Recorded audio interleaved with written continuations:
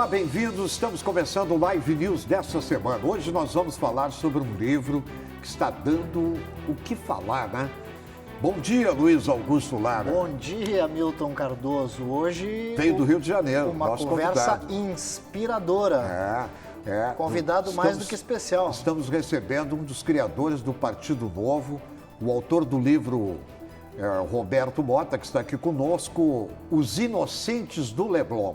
É uma reconstituição da formação do primeiro partido político brasileiro, criado sem a participação de políticos profissionais. Roberto Mota, seja bem-vindo. Bom dia, é um prazer muito grande tê-lo. Bom dia, Milton. Muito obrigado por me receber. Bom dia, Lara. Bom dia a todo mundo que está assistindo.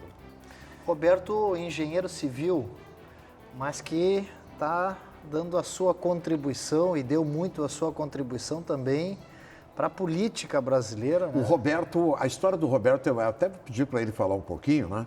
Porque o Roberto, ele é engenheiro civil, trabalhou na Petrobras, o pai foi funcionário de carreira da Petrobras. Roberto também passou um bom tempo da sua vida nos Estados Unidos, como consultor, enfim. E o Roberto tem uma história belíssima do Brasil. E olha aqui, criar um partido não é mole. Olha, o próprio presidente da República tentou fazer um partido agora e foi dificílimo conseguir 1 milhão de assinaturas, que é mais ou menos isso que tem que conseguir para criar um partido, é isso?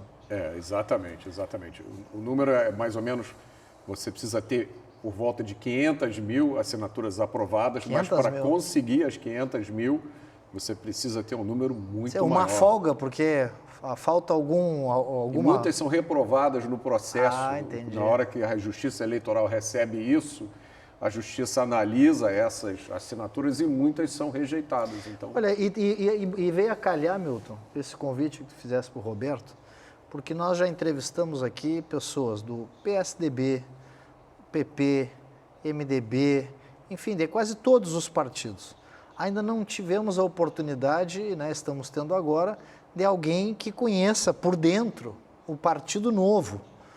Como o nome já diz, é um partido novo também em idade, né? Mas antes da gente falar sobre o livro, sobre o partido, queria que o Roberto contasse um pouquinho da tua trajetória, Roberto. Essa passagem pela Petrobras, a engenharia civil, os Estados Unidos. Você fez um resumo ótimo, Milton. A minha história foi mais ou menos como você contou. Eu sempre fui um brasileiro comum, um brasileiro médio. Meu pai era funcionário da Petrobras. Meu tio, irmão dele, foi um dos pioneiros da exploração do petróleo no Brasil, Lindonor Mota. Eu cresci numa família de classe média, tenho 3 irmãos. A minha mãe era dona de casa, meu pai sustentava a família, então nunca foi uma vida assim fácil, tranquila, né? Eu fui aos Estados Unidos pela primeira vez com 27 anos. Hoje eu vejo as crianças de 6, 7 anos já estão indo conhecer a Disney, né? Mas eu me formei em engenharia civil pela PUC, fui trabalhar na Petrobras, passei no concurso público na época, né? Fiz alguns concursos públicos, passei para Vale do Rio Doce, que na época era estatal também, acabei indo para a Petrobras e fiquei 5 anos como funcionário da Petrobras e senti uma insatisfação muito grande com os rumos do Brasil. Me lembrava, o Brasil daqueles anos, me lembra alguma coisa no Brasil dos últimos anos, né? E algumas coisas dos momentos que a gente vive hoje. Enfim, eu me senti muito insatisfeito com os rumos do país e isso culminou com o ano de 1989, quando no final daquele ano nós tivemos eleições presidenciais e uma disputa entre Collor e Lula.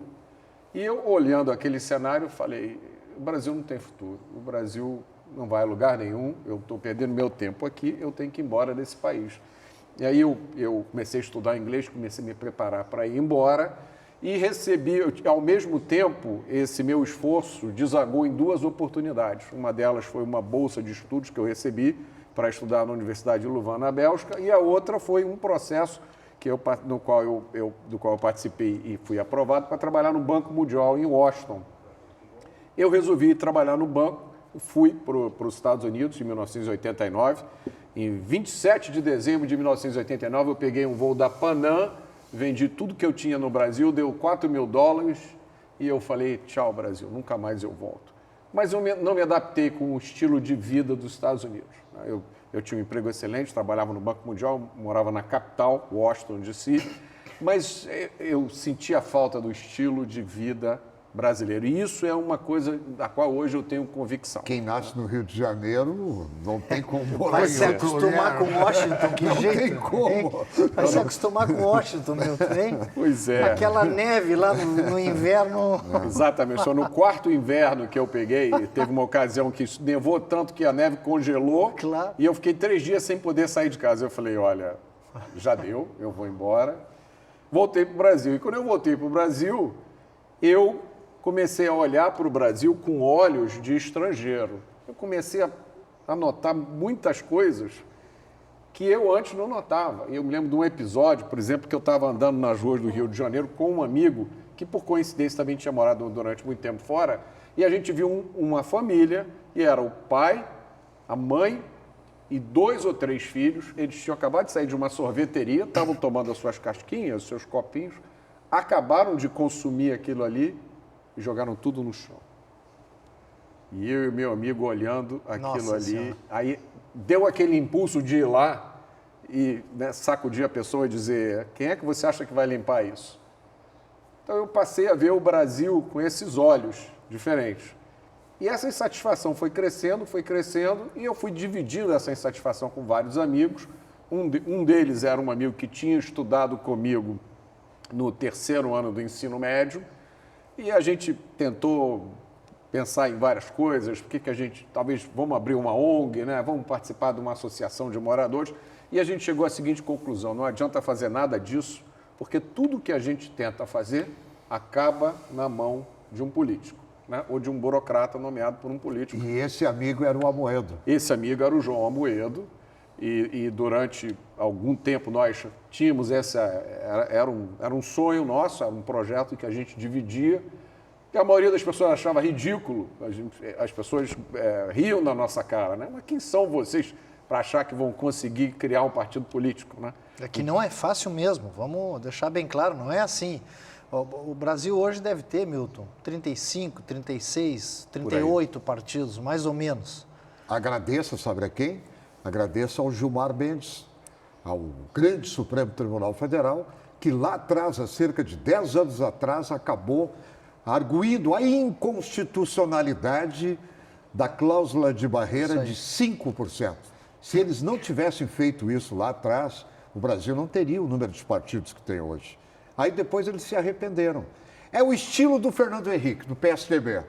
Agora vem o Fernando Henrique com o discurso dele, sociólogo e tal, Maria arrependido, Fernando Henrique, do Instituto da Reeleição, que comprou deputados, senadores, distribuindo emissoras de rádio e televisão, fazendo um casuísmo, pisando, rasgando a Constituição.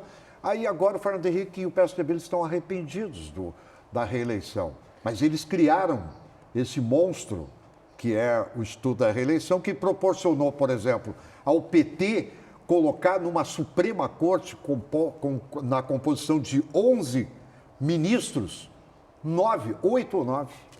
Um morreu, que foi o Teori Zavascki. Bom, mas voltando aí para o Roberto. Voltando para o Roberto, mas só eu quero chegar nesse ponto. 34 partidos, 35 partidos já havia na época.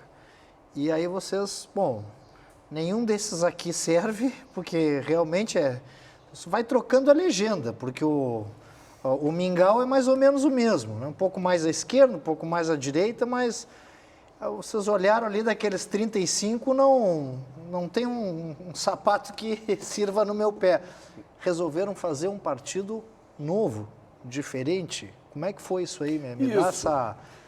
Eu trazia comigo, Lara, a minha experiência dos Estados Unidos. A minha experiência dos Estados Unidos, a que eu vivi, é de uma proximidade muito grande entre o cidadão e os seus representantes. Então, o sujeito sabe, até porque lá, é preciso observar, o sistema de voto é um sistema distrital. Né? Como é que funciona lá? Diz aqui para o telespectador. Funciona mais ou menos assim, você tem distritos. O que é um distrito?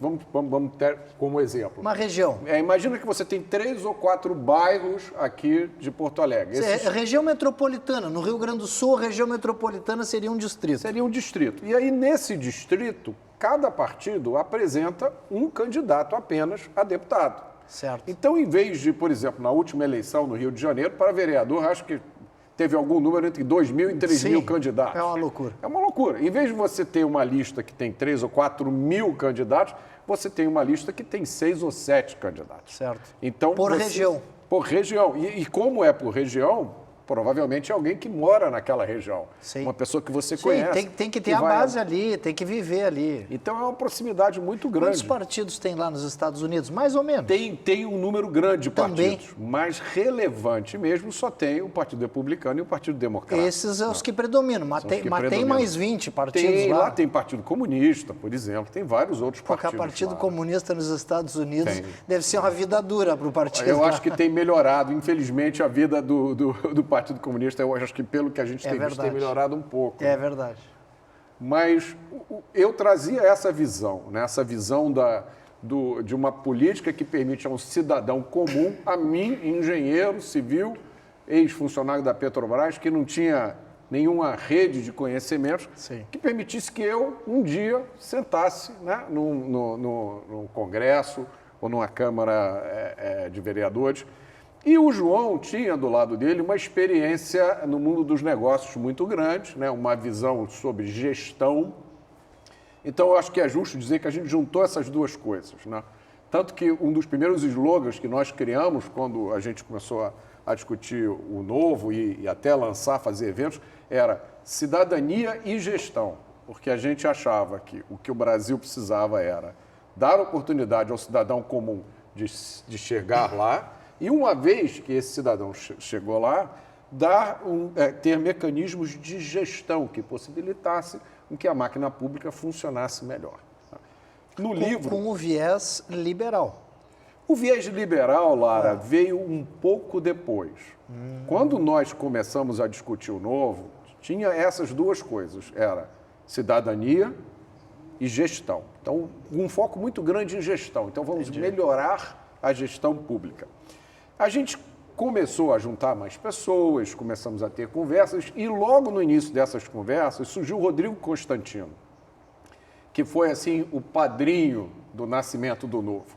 O Rodrigo se encantou com a ideia, com o projeto, se colocou à disposição, participou de vários eventos e foi através do Rodrigo que eu vi pela primeira vez a palavra liberalismo. Para quem está em casa, Rodrigo Constantino é... Jornalista. Um dos jornalistas mais importantes do... Escritor. Ele fez o prefácio do meu livro, Os Inocentes do Leblon. Sim. Tá? E o Rodrigo, nessa época, a gente está falando aí de 2010, 2011, o Rodrigo foi uma das primeiras vozes a se levantar contra o PT, mostrando o que ia acontecer com o Brasil no futuro. Foi do Rodrigo que eu vi pela primeira vez uma explicação do que é liberalismo. Por que é ruim o Estado interferir na economia? Por que não funciona um Estado que se propõe a cuidar de todo mundo e dar tudo para todo mundo? Né? E logo em seguida veio uma outra pessoa que foi muito importante, que foi o Hélio Beltrão, que é filho do falecido ministro Hélio Beltrão, presidente do Instituto Mises, um instituto que divulga o liberalismo. E o Hélio também nos deu as primeiras aulas sobre liberalismo e até sobre libertarianismo, né, que é um liberalismo elevado ao cubo, que são pessoas que defendem até a abolição do Estado em si, né, que tudo seja privatizado. Assim, que eu acho que é um sonho. É uma utopia. Né? É uma utopia, mas é importante a gente ter gente defendendo utopias.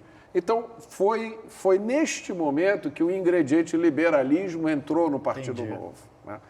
Não foi no nascimento, foi um pouco tempo depois. A gente olhou para essas ideias do liberalismo e a gente falou assim, poxa, isso tem a ver com o que a gente estava falando. Porque eu, nos Estados Unidos, eu via o liberalismo na prática. Sim. Eu via a prática antes da teoria. Por exemplo, quando eu morei lá, eu me lembro, aqui no Brasil, tudo tinha que ser made in Brasil. Né? Era um orgulho. O Brasil faz todas as suas coisas. Eu não fui morar nos Estados Unidos, que eu ia no mercado, era tudo importado. Tudo importado. O primeiro carro que eu comprei nos Estados Unidos era um carro japonês. Todo mundo naquela época, né, que eu fui para lá em 89, os carros eram todos japoneses. Toyota. Não, foi um Honda. Foi um Honda Civic. Honda. Então, o livre mercado, né? Naquela época que eu fui para os Estados Unidos, uma linha telefônica do Brasil custava $5.000. A geração nova não sabe disso, né? Você entrava numa fila de espera, depois de 3 ou 4 anos chegava a sua vez de comprar uma linha telefônica. Nós na CRT, Companhia Rio Grandense de Telecomunicações, era ativo, tinha pessoas que tinham 10, 20, 30 linhas telefônicas como forma de investimento. Exatamente. Eu Que conheço uma pessoa que vivia disso, que vivia de alugar linha telefônica. telefônicas. Que loucura. Aí eu cheguei nos Estados Unidos, você ligava lá para a companhia telefônica, 2 dias depois o telefone estava instalado na minha casa. Eu falei, caramba, mas eu vi o fenômeno, mas eu não sabia qual era o nome disso. Eu não sabia que isso se chamava livre mercado, competição, liberalismo. Isso eu só fui aprender, eu vi primeiro na prática. Quem foi me ensinar na teoria depois foram Rodrigo Constantino e o Hélio Beltrão. Foi aí que o Novo adquiriu esse sabor, assim, liberal. Bom, eu vou chamar o primeiro intervalo. Antes disso, quero recomendar aos nossos telespectadores aqui que estão nos acompanhando Os Inocentes do Leblon. Esse livro, embora tenha apenas 10 anos de existência, o Partido Novo já coleciona, Lara, desafetos que militavam em suas fileiras, né? E, de acordo com o Roberto Mota aqui, já gerou muita frustração em quem se dispôs, como ele, a carregar pedra para colocar o partido em pé. É o Partido Novo, Partido Novo. Está aqui, Os Inocentes do Leblon. Nós estamos recebendo no nosso programa, nessa manhã de sábado e domingo, agradecendo a sua audiência, eu e o Luiz Augusto Lara, esse grande brasileiro, digamos assim, e não tem a menor dúvida, escritor, engenheiro, Roberto Mota, que está lançando Os Inocentes do Leblon. Nós vamos para um rápido intervalo e voltamos em seguida com o nosso Live News.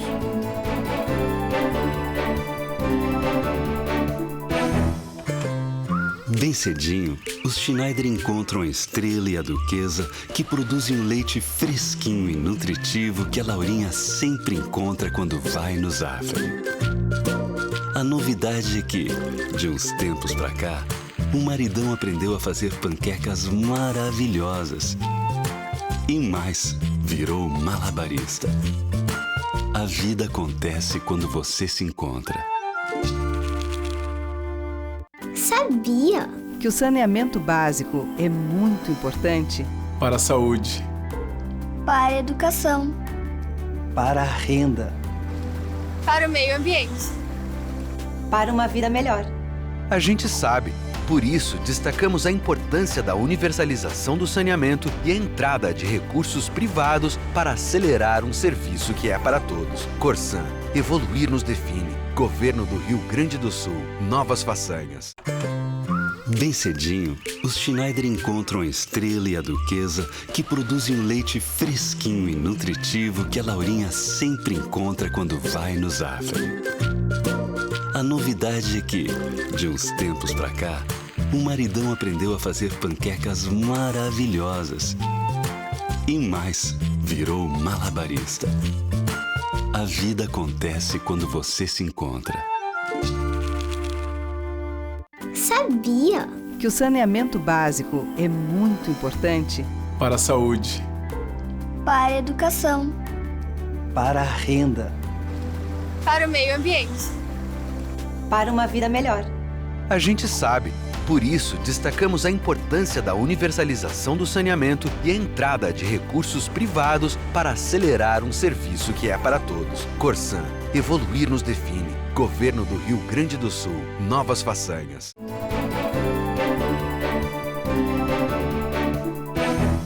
Estamos de volta com Live News, hoje recebendo Roberto Mota, engenheiro civil, escritor, autor do livro Inocentes do Leblon e criador do Partido Novo. Nós vamos falar bastante sobre o livro, vamos falar mais sobre o Partido Novo, sobre a realidade que nós estamos vivendo hoje no nosso país. Aliás, fique atento aí, né? Daqui a um ano temos eleições. Eu acho que o Brasil é o único lugar no mundo, no planeta, que tem candidato que passou 17 meses na cadeia e que está concorrendo à presidência da República. É um espetáculo, hein, Lara? Não é fácil. É um espetáculo. Não é fácil. Milton, mas além do Não, Roberto... não é que não seja fácil, é uma desfaçatez, é uma falta de respeito com a pátria, com o povo brasileiro, quando a Suprema Corte coloca um corrupto como candidato à presidência da República. Mas aí quem tem que dar o recado é a população e para isso a democracia ajuda. A população tem que... É aquela história da casquinha de sorvete na rua. Democracia onde? Não, só um pouquinho. Democracia onde? Não. Democracia eleição. Com jornalista preso, com deputado com mandato mas tem preso. eleição para escolher. Não, tem eleição para escolher.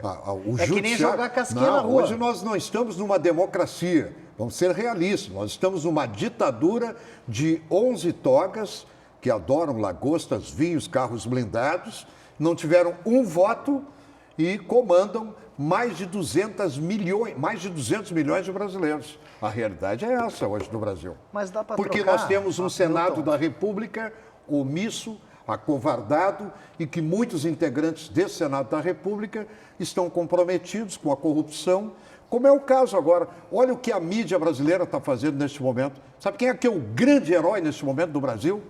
Renan Calheiros. Não, aí tu tá de brincadeira. Não. É a não CPI é da Covid, sim, é o herói da mídia. É o herói da mídia. Ele pauta a mídia. Ele e o Omar Aziz, que teve a mulher presa e 13 irmãos presos. Aí são os interesses, como dizia o Brizola. Interesses da mídia que quer derrubar, aí parte da mídia quer derrubar o presidente e utiliza esse pessoal, né, que a gente sabe aí. Bom, então, mas assim, Milton, além desse, eu acho que também podemos chamar ele de pensador. Porque quando o cara é engenheiro civil, pensador, quando o cara é um escritor, fundador de um partido, ele é um pensador, né? Então, junto com esse pensador, nós também temos a nossa plateia virtual, que hoje está aqui, Milton, nos dando a honra aqui, ó. Pessoal por todo lado do Rio Grande do Sul. Eu vou fazer uma pesquisa agora com a plateia virtual. Olha aí. Atenção, plateia virtual, levante a mão quem vota em Lula. Levante a mão na plateia virtual quem vota no Lula. Ninguém? Ninguém da plateia virtual vota no Lula aí? Por livre e espancada pressão. Se o Milton se levantar a mão aqui, vai se ver com o Milton daqui a pouco. Não, aí, eu viu? quero saber o seguinte, não tem nada disso. Não tem nada disso. Eu quero saber o seguinte, é uma pesquisa que eu estou fazendo agora aqui. Quem da plateia virtual vota no Lula? Nossa Alguém é isso? Senhora. Não, ninguém da plateia virtual? Bom, então, olha aí, ó. Acho que tu já tem gente então, do teu diferente lado. agora. Vou fazer a pergunta, o inverso. Quem não vota no Lula, levante a mão na plateia virtual. Nossa, quem não vota no Lula, levante a mão. Tem gente que levantou duas mãos ali, ó. Olha, realmente, esse pessoal é muito teu amigo. Tem dois votos lá pro Lula, ó. A Maria e a... Aqui, ó. Eu estou enxergando aqui o pessoal lá de Barra do Ribeiro. Bolinha. Vamos aparecer aí, Barra do Ribeiro, aí, para comer um peixe aí na beira da lagoa, Bolinha. Estou vendo aqui também lá em Charqueadas a Patrícia Ferreira. Oi, Patrícia. Gente, olha aqui, ó. Vocês podem mandar... Não esqueçam aí, vocês podem mandar aí os seus comentários aí, as suas perguntas, que dentro do possível nós vamos mandando aqui para o Roberto Mota algum questionamento. Muito obrigado pela presença de todos vocês. Mas, Milton, retomando, que agora, olha, criar um partido, uma nova cultura, uma nova filosofia, uma filosofia empresarial, né, que daqui a pouco também foi até mais liberal, né, que não deixa de ser empresarial também. Bom, aí chegou um momento, está aqui na contracapa. Eu quero saber do Roberto, se o Roberto... Tu te sente inocente hoje, Roberto? Por ter criado o partido Não mais, eu perdi. Novo? Perdeu a inocência? A minha inocência foi embora principalmente de 2018 para cá, Milton. Com as coisas... 2018 eu fui candidato pela primeira vez. Pelo Partido Novo? Não, eu saí do Partido Novo em 2016, eu conto essa história no livro. Quando foi a criação? Desculpa, só para repetir. O partido, as conversas que eu tinha com o João começaram em 2008. Certo. Logo depois de uma participação pequena que nós tivemos na candidatura do Fernando Gabeira, prefeito do Rio de Janeiro. Foi aí que a gente começou a pensar efetivamente em uma ação política mais direta. E aí a gente começou a ter conversas, essas conversas foram evoluindo e nós fizemos uma reunião de fundação do partido que aconteceu em 2011. 2011 foi registrado no TRE já? Em 2011 nós fizemos a reunião de fundação e começamos o processo de coleta de assinaturas. Ok.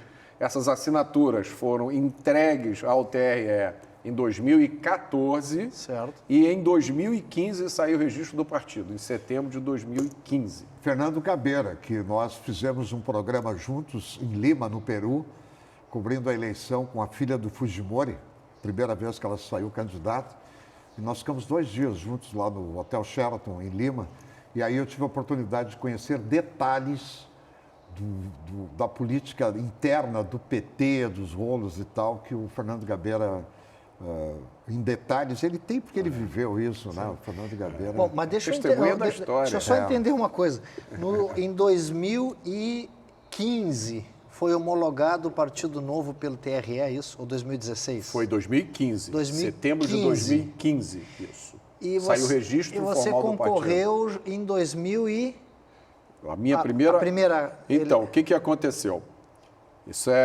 Vou contar a história sem dar spoiler dos detalhes do livro, mas as coisas no partido começaram a mudar no início de 2015, quando o João tomou a decisão de tratar o partido como se fosse uma empresa.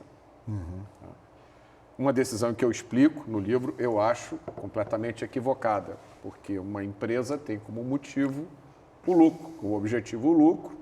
Quem participa de uma empresa são funcionários. O partido, ele é movido, um partido político, um movimento político é movido a ideais. Certo. Há uma paixão que você tem por algum sonho, por alguma utopia. Deveria ser movido a ideais. Hoje tem uns quantos movidos a fundo partidário. Mas, Lara, que é lucro, né? Aqui para nós. Hoje os partidos se transformaram em empresas. E hoje é muito mais negócio você ser presidente de um partido que ter uma empresa. Sim. Se não paga imposto. Inclusive com a nova legislação que os deputados, mais uma bofetada na cara dos brasileiros, acabaram de realizar, inclusive permitindo que o partido pode adquirir um imóvel. O partido pode determinar se o deputados Roberto federais, Mota... né, Milton? Deputados federais. Sim, mas é lógico. Não, mas deixar não claro pode aqui, ser senão parece que mas eu o deputado estadual não tem legitimidade para isso. Deputado estadual é um despachante de luxo. É verdade, despachante, é isso aí. Com todo o respeito aos deputados estaduais, mas os federais também. E aí, hoje, por exemplo, o partido decide, o presidente do partido, se ele vai... O Roberto Mota é presidente do partido. Eu vou ganhar 100 mil por mês. E determina lá 100 mil por mês e acabou. E é uma montanha de dinheiro, que é dinheiro público. Bom, aí o Amoedo resolve fazer o partido uma empresa. Ele começou, no início de 2015, um processo de centralização. Eu percebi o que estava acontecendo, mas dei o benefício da dúvida. Sim. Era um projeto no qual eu acreditava muito, no qual eu já tinha investido naquela época 6 anos da minha vida. Só que esse processo de centralização ao longo de 2015, ele foi se tornando cada vez mais complicado. Eu era, na época, o presidente do Diretório Estadual do Rio de Janeiro. Eu fui retirado do diretório, né? Modéstia à parte. O amigo Amoedo. O Diretório do Rio de Janeiro era um diretório de pessoas altamente motivadas, de todos do Brasil inteiro. A gente tinha reuniões semanais. Era o que você imagina que deveria ser um partido político. Sim. Pessoas que estavam ali simplesmente por motivação, sim, por um sonho. Ideais. Que é o que deveria mover os partidos políticos. É o que deveria mover. E esse processo, enfim, começou em 2015. Quando chegou 2016, um ano de eleições, eu pleiteava ser pré-candidato à Prefeitura do Rio de Janeiro e tinha, na época, o apoio da esmagadora maioria dos filiados do partido no Rio de Janeiro. E esse processo foi tratado com muita deselegância, né, de uma forma que eu descrevo no livro, e achei que, para mim, ali o sonho tinha chegado ao fim. Então, eu saí, me desliguei do partido em 2016, fiquei durante um tempo sem me filiar a partido nenhum, em 2017, eu encontrei um outro movimento, né, que eu não conhecia e que me parecia muito semelhante ao movimento ao Partido Novo, que era um movimento chamado Livres, na época. E o Livres era um movimento, era uma coisa engraçada, era um movimento que estava dentro do partido PSL. Não, pois então, eu queria só fazer esse parênteses aí. Os partidos agora, porque o nome partido está queimado. Fulano é do partido A, partido B. Já tem uma barreira. Não adianta vir com o nome de União, porque me engana que eu gosto que o povo não é Então, idiota. Não me vem com esse negócio, União Brasil e não sei o quê. Tá, ainda mais com o Kassab. Imagina. Tu falou partido. Kassab, Antônio Carlos Magalhães Neto. Tu falou partido, então ninguém quer falar partido. O que os partidos estão fazendo? Eu só fazer esse gancho aí com o que o senhor está dizendo. Os partidos estão criando movimentos, Milton. Há um movimento Livres, movimento esse, movimento aquele, porque o movimento atrai mais gente do que o partido. Se tu convidar o Milton para se filiar no partido, o Milton não quer. Mas se tu convidar o Milton para participar de um movimento de libertação contra a toga, não sei o que, aí tu participa, entendeu? Não participo.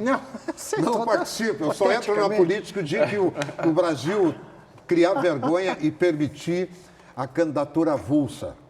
Mas, Milton, me permita um comentário sobre isso. O sistema democrático não é um sistema fácil. Não é. O sistema democrático ele foi concebido há 2000 anos atrás, nas cidades-estado da Grécia, onde que tinha uma população talvez do tamanho desse bairro onde a gente está, né? Onde quem votava eram os homens que tinham propriedade, que tinham terras. Então, você juntava 200, 300 pessoas ali, vamos votar, você escolhia quem mandava, eram pessoas que você conhecia. Hoje, o sistema democrático funciona em países com centenas de milhões de pessoas. Você criou uma estrutura para administrar tudo isso. Isso não é um fenômeno só do Brasil, Sim. Isso acontece no mundo inteiro. Essa estrutura, inevitavelmente, perde contato com a base, né? O populismo não é privilégio do Brasil. A gente vê populismo nos Estados, na maior potência do mundo. Não, exatamente isso eu ia dizer. Nós, um comparativo, vamos aproveitar essa vivência dele nos Estados Unidos, Milton. Sei que tem que chamar o intervalo, fica para a próxima. Para te colocar essa posição, e em seguida eu chamo o comercial, mas pode colocar aí. Eu queria, agora no próximo bloco, que você fizesse um cotejo. Porque a gente diz, não, nós estamos vivenciando uma polarização. Ou é Lula, ou é Bolsonaro, ou é Lula. Pô, mas nos Estados Unidos acabou de acontecer isso. O Biden e o Trump e o Biden, não teve espaço para mais ninguém. Eu queria que o senhor falasse um pouco disso agora na volta do nosso comercial. Aqui, convidando você, telespectador que está nos acompanhando, procure Os Inocentes do Leblon. Você vai saber um pouquinho sobre o Partido Novo. Quero mandar um abraço, meu amigo Marcel Van Hatten, grande figura, uma pessoa que eu tenho um carinho muito especial. Vamos para o intervalo, nós estamos recebendo aqui com muito prazer o Roberto Mota, Corsã, onde tem saneamento, tem uma vida melhor. Zafari Bourbon, economizar é comprar bem. Caixa, o banco de todos os brasileiros. Antes de chamar o intervalo, só quero dizer o seguinte, para você que está aí do outro lado da tela, que o ano que vem tem eleições, e preste atenção no seguinte, nos nomes que se apresentam, porque 90% de quem sai e se apresenta numa candidatura para qualquer cargo hoje em dia no Brasil, é porque o cara é fraco na iniciativa privada. Ele não consegue para a iniciativa privada, então ele tem que ser gigolô de partido político e de dinheiro de quem paga os impostos. Eu não estou generalizando, mas a grande maioria hoje, dá uma olhadinha aí na tua cidade, no teu estado, dá uma olhadinha, depois tu me dá um retorno. Voltamos em seguida.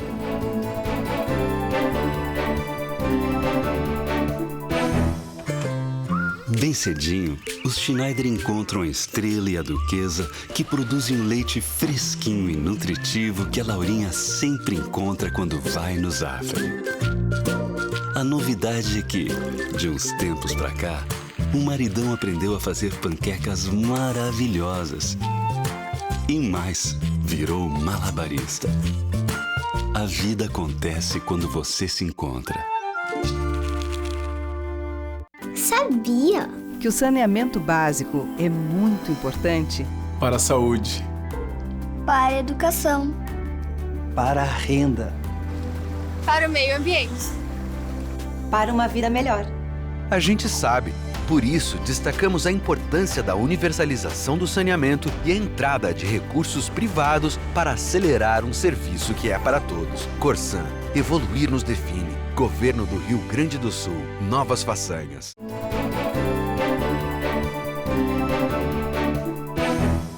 Estamos de volta com Live News, hoje recebendo Roberto Mota, engenheiro civil, escritor, autor do livro Inocentes do Leblon e criador do Partido Novo. Eu sempre digo que não dá para generalizar em política, tanto é que eu trabalho do lado de um político, porque é um político sério, decente, com dignidade, que faz a diferença.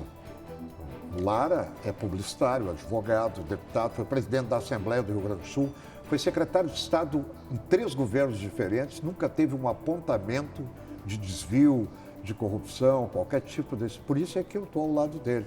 E a gente desse naipe que nós precisamos, como você, Roberto Mota. Não, eu só fiz o que tem que ser feito.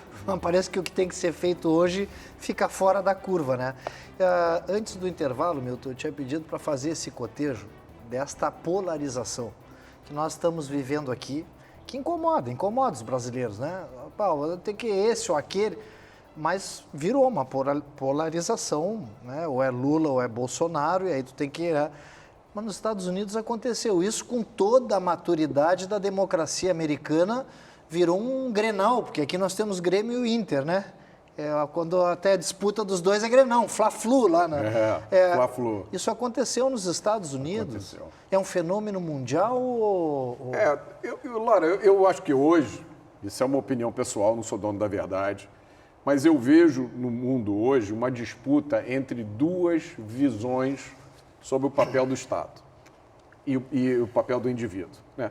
Tem um grupo que acha que o Estado tem que cuidar de você do momento que você nasce até o momento em que você morre e que quase tudo é responsabilidade do Estado, né? O Estado tem que te dar saúde, segurança, tem que cuidar da sua habitação. Se você não tiver um lugar para morar, o Estado tem que cuidar de você, o Estado tem que te dar emprego, o Estado tem que garantir o salário mínimo que você vai ganhar, o Estado tem que cuidar da sua aposentadoria. Tudo é papel do Estado e ao indivíduo cabe simplesmente obedecer ao Estado. Essa é uma visão de mundo. A outra visão de mundo diz o seguinte: não. Quem cuida da vida do indivíduo é ele mesmo. Você é responsável, você tem que se esforçar, você tem que estudar, você tem que trabalhar, você tem que economizar para a sua velhice, você tem que ter condições de cuidar da sua saúde. E cabe ao Estado o papel de garantir os seus direitos, né? Que são o direito de ir e vir, o direito de andar na rua sem ser assaltado, o direito de não ter ninguém invadindo a sua propriedade, né? O direito de tomar suas próprias decisões. Essas visões do mundo são a visão do mundo de esquerda e a visão do mundo de direita. Essas visões de mundo competem na arena global. A gente vê países, né, que defendem uma visão, países que defendem outra, e países onde essas visões estão em choque, como nos Estados Unidos. E a história diz isso, só que os Estados Unidos está passando por um processo que eu acredito que ele vai ser rápido, porque se você pegar a história, Tomé de Souza, como é que é a história do Brasil e como é que foi construída a história americana? A história americana foi construída de baixo para cima. A história brasileira foi de cima para baixo. E isso, culturalmente, tem uma influência muito grande. No Brasil é uma história estatal. Mas o que me preocupa, Milton, e o que me preocupa, Mota, é o seguinte.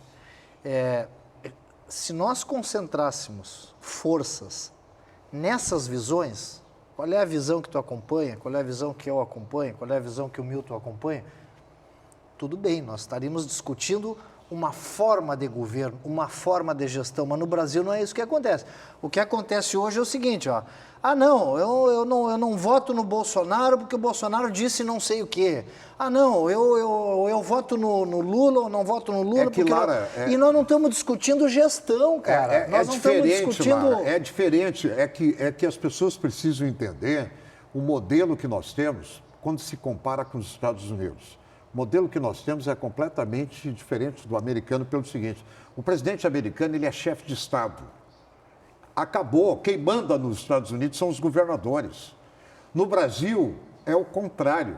O presidente da República é chefe de Estado, chefe do governo, chefe da administração e não manda nada. Absolutamente nada.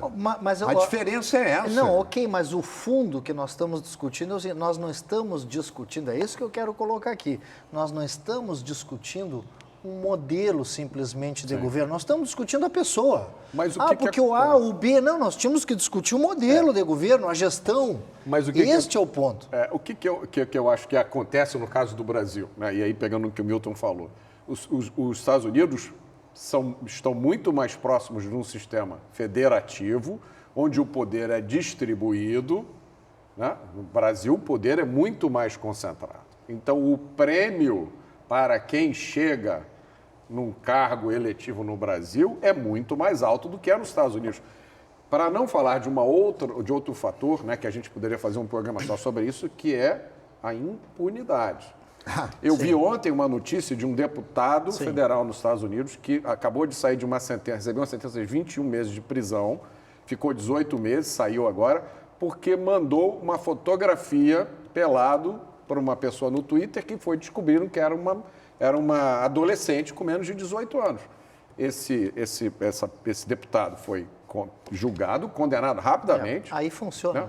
Pegou 21 meses de prisão. Outro exemplo é aquele Madoff, aquele milionário americano que fraudou todo mundo. Pegou 180 anos de cadeia. Então, nos Estados Unidos, você tem essa sensação de que a lei... É a garantia do direito, né? Essa é a garantia do direito. Exatamente. Bom, mas assim, fundou o Partido Novo, passou 1 ano, 2, saiu do Partido Novo. O partido se decepcionou? O que houve? Isso, o partido foi fundado em 2011, foi registrado, o registro saiu em 2015 e em 2016 eu saí, porque na hora em que eu coloquei as minhas pretensões para ser pré-candidato à Prefeitura do Rio de Janeiro em 2016, eu percebi que as decisões eram tomadas exclusivamente por uma pessoa só e as minhas pretensões que eram pretensões legítimas. Eu não estava nem querendo ser o prefeito, eu estava querendo... Aliás, quem vem detonando... Poder entrar apresentar o meu nome. Aliás, quem vem detonando, e a palavra que eu estou usando, sou eu que estou usando mesmo, porque ela é forte, o Partido Novo é o Amoedo.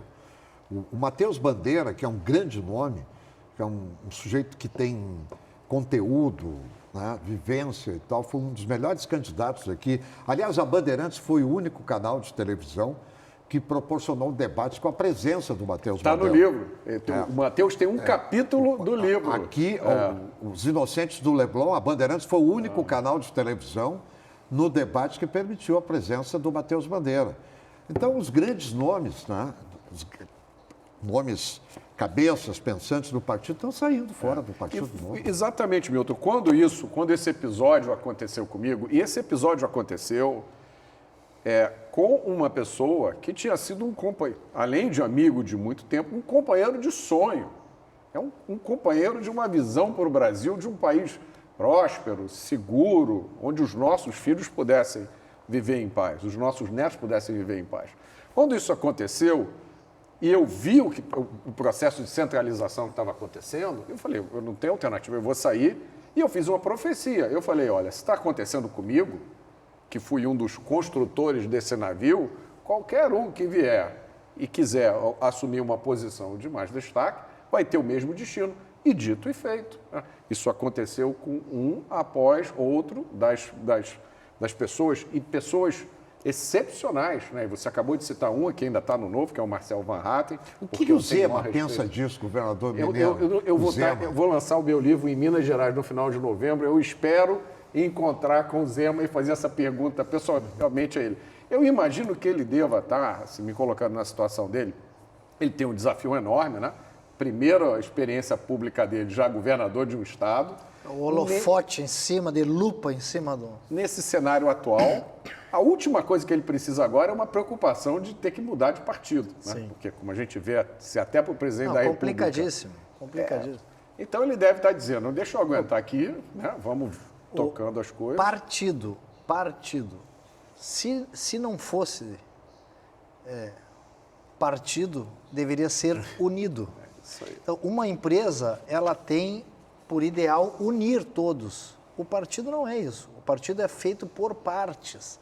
partes, e as partes têm que se manifestar, e as partes têm que ter a sua legitimidade e a sua pretensão é legítima.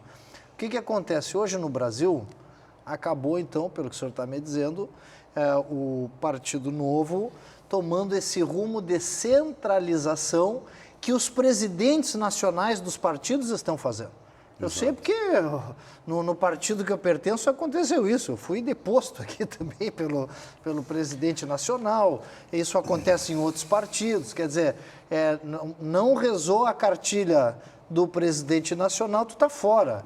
Lara, quer dizer, mas não era para ser assim. Lara, não era para ser assim, né? 1702, Lara. 1702, Lara. Ó, é mais difícil conviver com os colegas de partido do que lutar contra seus adversários. Jean-François Paul, cardeal de Retz. 1702. É desde o começo do mundo, então, que é assim, né, Milton? E eu acho que essa situação, eu tenho a impressão que ela é muito pior no Brasil, Lara, por causa da complexidade da nossa legislação eleitoral. O cidadão comum não tem ideia disso, mas quem é candidato, pelo menos uma vez, sabe disso. É um processo tão complicado, tão difícil e muito burocrático que coloca o controle da sua vida na mão das pessoas do partido. Então, olha, e você ia ser candidato, a gente esqueceu de enviar aquele formulário que tinha que enviar no dia tal. Perdeu, mas é que, por exemplo, no Uruguai, que é voto em lista, pô, vai nem que tu queira. Aí o partido tem que dizer, não, o senhor vai ser o terceiro da lista, o senhor vai ser o primeiro da lista. Então, eu acho que essa complexidade, ela está meio espalhada aí nas democracias, né? Os Inocentes do Leblon, olha aqui, ó, você que vai adquirir o livro, no capítulo 15, Matheus Bandeira conheceu João Amoedo entre 2013 e 2014, apresentados por um amigo em comum. Aí vem a história aqui. É uma história capítulo só dele. Olha, o Matheus, eu conheci o Matheus há relativamente pouco tempo, nós fomos apresentados por um amigo em comum, e eu fiquei absolutamente fascinado com a história do Matheus, porque o Matheus e o Marcel Van Hatten, para citar dois exemplos, eles simbolizam exatamente a razão pela qual nós criamos o Novo, que é para você ir na sociedade, pegar o Matheus, foi presidente, talvez, da maior empresa de consultoria nacional, tá? Um cara que tem experiência assim, fenomenal no setor público e privado, dá oportunidade para ele, o apoio. Foi secretário de Estado, foi presidente do Banrisul aqui no Rio Grande do Sul. Como é que a gente perde oportunidade como essa, né? O caso do Ricardo Salles, por exemplo, né? O partido, de repente, tem um filiado seu, ministro do governo. O que a gente deve fazer? O que o Novo que eu concebi? Prestigiar, apoiar, ir lá perguntar se precisa de alguma coisa. Vamos ajudar você a montar a equipe? Vamos. O que o partido fez? Expulsou, abriu um processo de expulsão do Ricardo Salles. Também está descrito aí no meu livro. No Brasil tem algumas coisas assim, o Milton sempre repete isso, de que o chefe de governo, ele é chefe do executivo... Não, é o chefe de Estado, chefe do governo, chefe da administração. Não funciona. Por que isso acontece? Toda a nossa Constituição, toda ela foi feita para que o Brasil fosse parlamentarista, que é o que o Milton mais ou menos advoga, ou é presidencialista e dá poder ao presidente, ou é parlamentarista e o presidente é uma figura simbólica ali, chefe de Estado, mas não chefe do Executivo. Toda ela foi para ser parlamentarista. Quando chegou na véspera de publicar a Constituição, alguns nomes, aí Sarney, tá? Não foi na véspera, não. Eu estava lá dentro, a história é bem... Então, isso aí foi bem desenhado por um gaúcho, que tem muitos gaúchos que adoram, o Nelson Jobim, é o jeito de fazer política longe de mim, foi um desastre para a história do Brasil, o Nelson Jobim, primeiro, como relator junto com o Bernardo Cabral, lá com a Constituinte de 88. Depois passou pelo Ministério da Justiça, depois foi no Supremo Tribunal Federal, partidarizou o Supremo Tribunal Federal, e por último, do Nelson Jobim foi o seguinte, ele se fardou de general, botou uma farda de general do Exército e foi para dentro da Amazônia. Eu lembro desse episódio. É um negócio escandaloso. Andava em Santa Maria aqui, né? Mas então... Eu tenho que chamar mais um intervalo. Foi concebido para ser parlamentarista o nosso regime. E, ao fim e ao cabo, colocaram um presidente.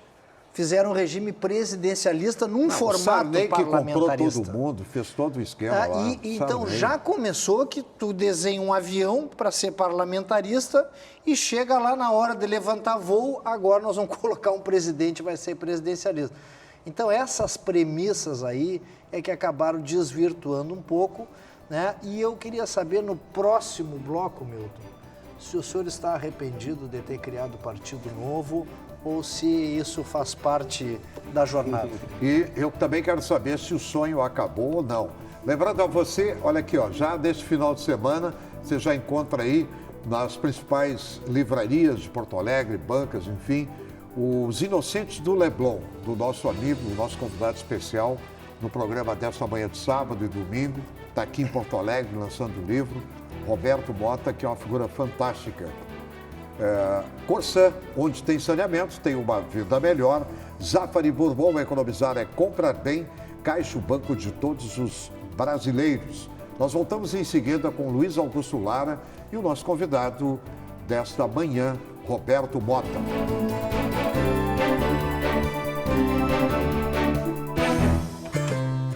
Bem cedinho, os Schneider encontram a Estrela e a Duquesa, que produzem um leite fresquinho e nutritivo que a Laurinha sempre encontra quando vai no Zafari. A novidade é que, de uns tempos pra cá, o maridão aprendeu a fazer panquecas maravilhosas. E mais, virou malabarista. A vida acontece quando você se encontra. Sabia que o saneamento básico é muito importante Para a saúde. para a educação, Para a renda. Para o meio ambiente. Para uma vida melhor. A gente sabe. Por isso, destacamos a importância da universalização do saneamento e a entrada de recursos privados para acelerar um serviço que é para todos. Corsã, evoluir nos define. Governo do Rio Grande do Sul. Novas façanhas.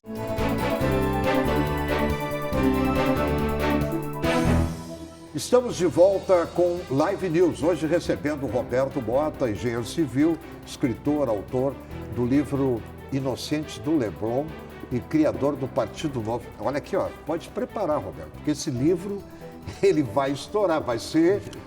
Olha aqui, ó, o que vai vender esse livro é um negócio impressionante. Milton, estou vendo aqui, tá cada vez mais entrando pessoas e eu gostaria que tu me ajudasse a cumprimentar a nossa plateia virtual que nos prestigia nessa manhã. Né?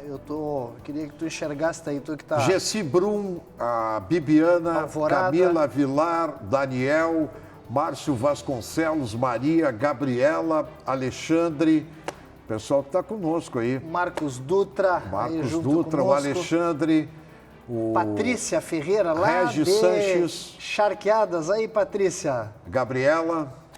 Gente, obrigado aí pela companhia. Certamente hoje estamos tendo uma aula aqui de... Quero saber de vocês o seguinte, quem é gremista, levanta a mão aí. Quem é gremista, como eu, nós vamos fazer uma festa para não cair para a segunda divisão. Vai ser o hein? time mais rico da segunda divisão se cair, né, meu? Não vai cair, não. Menos as No Rio de finanças Janeiro, estão gosta aí. de futebol, Roberto? Eu gosto de futebol. Qual é teu time no Rio de Janeiro? Olha, geralmente arroz, diz que que nem o meu, político não responde essa pergunta, né? Então eu vou... Meu filho é Flamengo. Meu filho é Flamengo. E o sonho acabou, Roberto? Não, de forma nenhuma, de forma nenhuma. Eu me sinto honrado, privilegiado de ter tido a oportunidade de...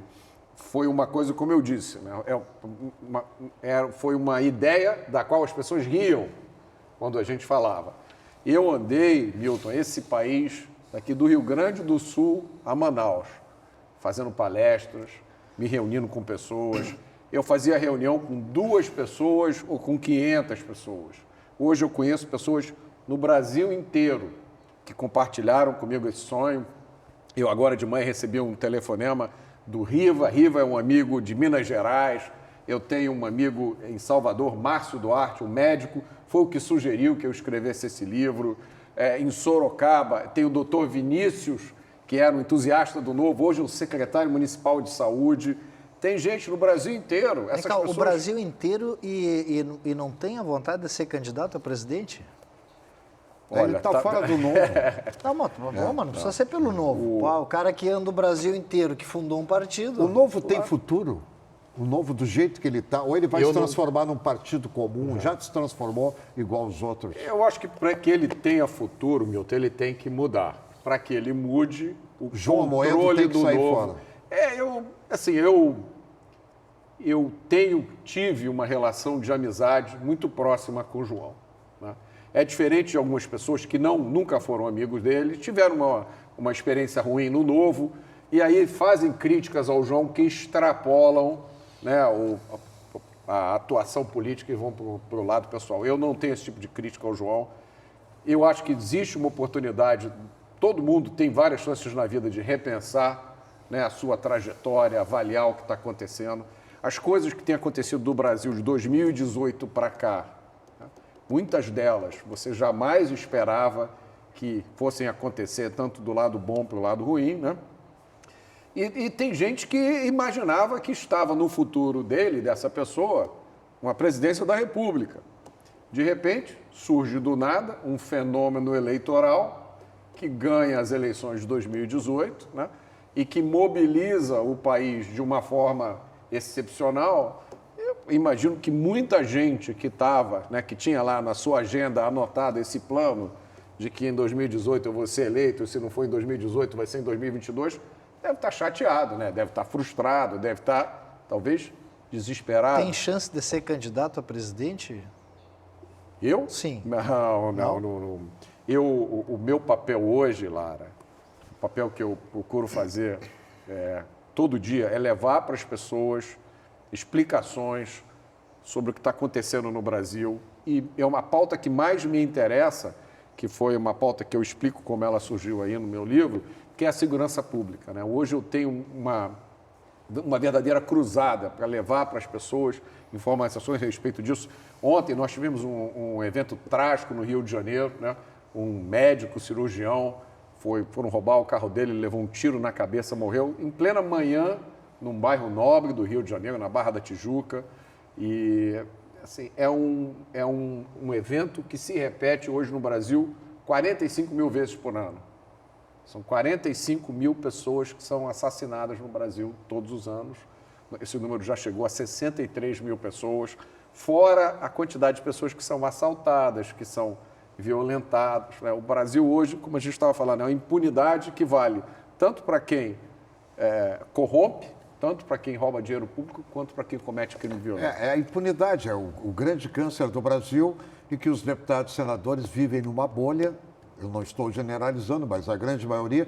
Aqui no Rio Grande do Sul, agora recentemente, o sujeito estuprou 2 crianças, uma mulher, estava em liberdade condicional, pegou uma menininha de 13 anos, linda, estrangulou, estuprou e matou ela. Sabe quantos anos ele tem? 42. Sabe o que vai acontecer com ele? Ele está no sistema penal com café da manhã, almoço, janta e visita íntima. Visita íntima. E trabalha se quiser, se não quiser, não trabalha. Visita íntima. Milton, terminou o nosso tempo. Infelizmente, né, a Cissa Kramer, nossa diretora aqui, dizendo que esgotou o nosso tempo. Então, eu queria agradecer a sua presença, Milton, nosso âncora, nossa estrela aqui da Band TV, Band Rádio, nosso campeão de audiência. Vamos ter que ficar por aqui. Eu acho que convidar para uma próxima, né? Sim, dar continuidade. Próxima aí, vinda né? aqui. Roberto, obrigado pela presença. Prazer muito grande ter recebido você aqui. Muito obrigado. Eu que agradeço a vocês e agradeço a todo mundo que está assistindo. Muito Nosso obrigado. Live News fica por aqui. Lembrando a vocês aqui, ó, Os Inocentes do Leblon nas bancas. É um belo livro. E vem aí mais uma obra daqui um pouco sobre segurança pública do Roberto Bota. Não esqueça de nos acompanhar nas redes sociais. Se quiser rever esse programa no canal do YouTube Live News RS. Até a próxima semana. Muito obrigado pela audiência.